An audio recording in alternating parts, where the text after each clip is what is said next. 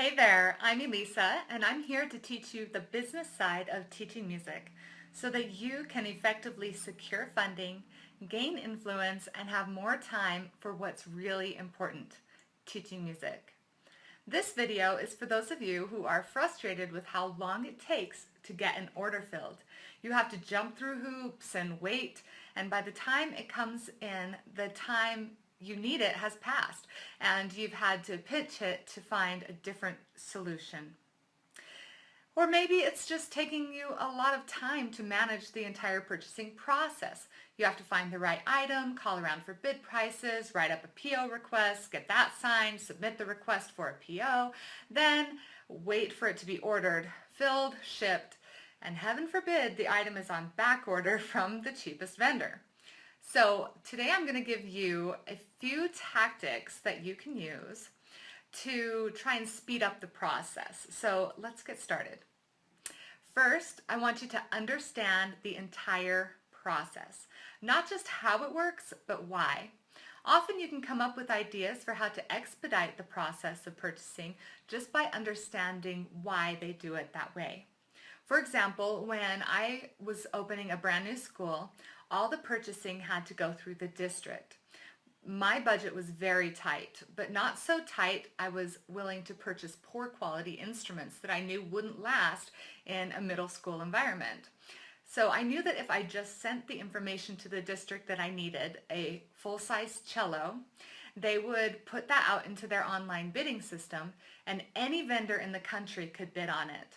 They could bid the crappiest cello they had, and it would be everybody else's prices, which in the district's mind was the best thing, was the best price.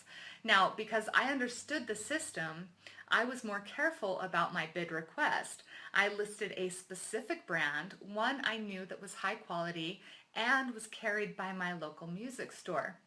I added a specific setup. I wanted dominant brand strings, carbon fiber bows, and Whitner tail pieces. And I had them include a 1-year service agreement with the bid. Because I understood the system, I added these specifications, and that meant, yes, the cellos were going to be a little more expensive than the flimsy Chinese-made ones that an online vendor might low bid, but it did ensure that I would not only be getting the quality I wanted, but the price as well, and the service from my local music dealer. This also expedited the bidding process because a lot of those online bidders just scanned right over it and said, we can't do this, so they didn't even bother. It also expedited the ordering and receiving as well. Because I understood the system, I was able to work the system to get what I wanted for the price I wanted from the vendor I wanted.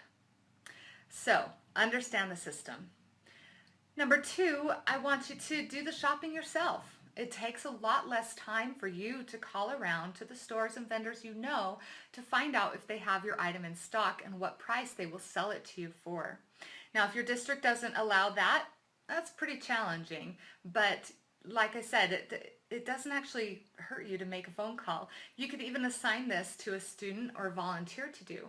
Once you know what you want, where you can get it from, how much you can get it for, you can add all that information into your PO request, and that will save time in purchasing. Now, what if they still want to put it in the bidding system? Well, make it simple for the vendors you don't want to just skip over it.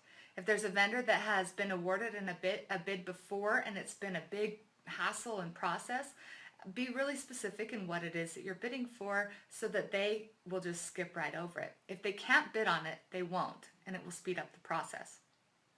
The third tactic you can try is to understand how the process works in other schools in your district. So does the orchestra teacher down the road just have a credit card that they get to use for purchasing, giving them the power to order things much more quickly? Once you see how other schools are doing it, you can more easily negotiate a shift in the tactics in your own school. Now, I did something very similar going back to, again, when I opened my first school. I called up the band teacher at the school across town. They were in the same district, and I asked what her purchasing budget was when that school opened just a few years earlier. When my principal sat me down and offered me 1/5 the budget that the other teacher had, I was able to negotiate for a much more substantial budget by simply citing her situation exactly. He even tried to tell me that she had more students in her program, and that was justification for a larger startup budget. But I told him that my numbers actually weren't far off from hers already before the school year even started, before I had done any recruiting. And our school was in the highest growth area, so we could expect our student body to grow even more quickly. Using this information, I was able to negotiate and convince him to not only give me more as a startup budget. I ended up getting about half of what the other school did, but that was better than what he initially offered me. But it was also still I negotiated for a capital purchase budget to be given to the music program for more instruments every 3 years to compensate for the natural growth of the area.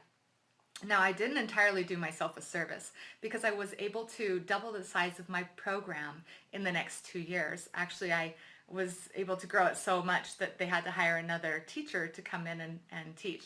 So even with these budgets in my favor, I was still scrambling for instruments and music. Now, the fourth tactic is to keep good relationships with your local music stores. Now, I spent 14 plus years working in music retail, working directly with teachers, doing purchasing, receiving. I've managed departments. So I've been on both sides of this equation, and I understand that, yes, sometimes you get a music store employee that pisses you off. Am I allowed to say that? Or they mess up an order, or who knows what. You can have a bad relationship with them, but it's your job to keep the relationship good because they are still an amazing resource for you. They have a vested interest in keeping you happy, and they will do whatever they can to ensure that, including paying extra for speedy shipping to get you that new piccolo you need before you perform the Stars and Stripes Forever at the concert in 3 weeks. They can do a lot of the work for you if you have a good relationship with them. Trust me on this one.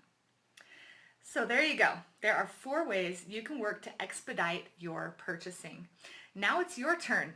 It would absolutely make my decade if you would share with me what has and hasn't worked for you. So leave a comment, share it with me on Facebook, or shoot me an email. I can't wait to hear all about it.